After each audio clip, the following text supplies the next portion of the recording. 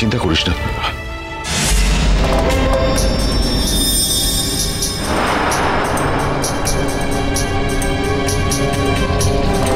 অনেকগুলো ঘুমের ওষুধ খেয়ে ফেলেছে। হয়তো কোনো রিস্ক নিতে চাইনি। না, এটা হতে পারে না, এটা হতে পারে না, এটা হতে পারে না। টুটু, কি করলি টুটু?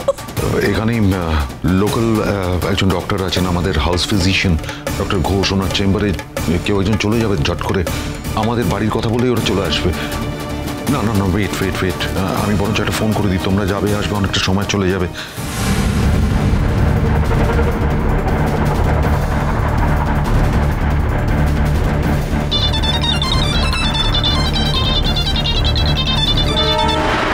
হ্যালো ডক্টর ঘোষ, আমি হ্যাঁ বলুন বলুন সদানন্দবাবু বলুন।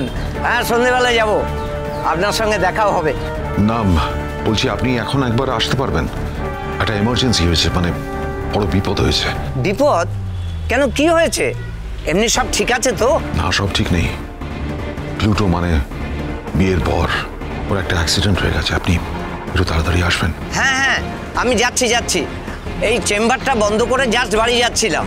আমি 2 মিনিটের মধ্যে পৌঁছে যাব, চিন্তা করবেন না। Thank you. হ্যাঁ রাখছি। ডাক্তারবাবু আসছেন।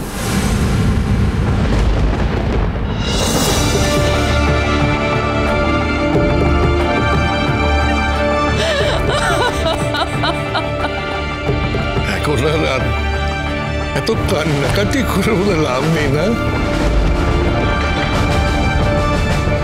শরীরটা এখন বোধ হয় আর ততটা গরম নেই না রে।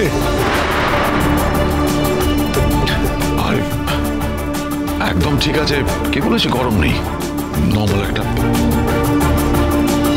মানে। প্লুটো এটা কি করলো? ও যদি বিয়েটা নাই করতে চাইতো তাহলে সেটা বলতে পারতো।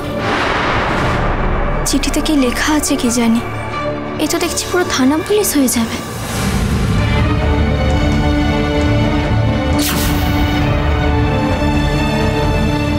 মিঠির সঙ্গে নাকি কালকে কোনো ফ্লেয়ার আপও হয়েছে।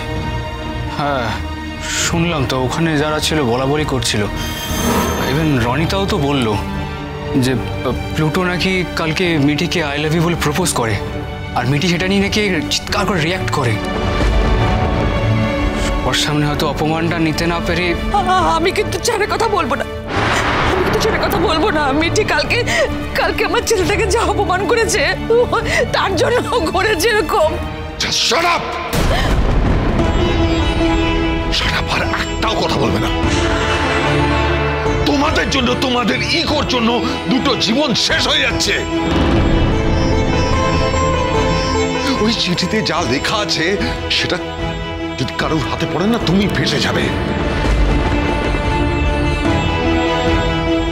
দাদা এখনো তোমাকে বাঁচানোর চেষ্টা করছে বলে চিঠিটা নিজের কাছে রেখেছে। Do you understand? Just keep quiet.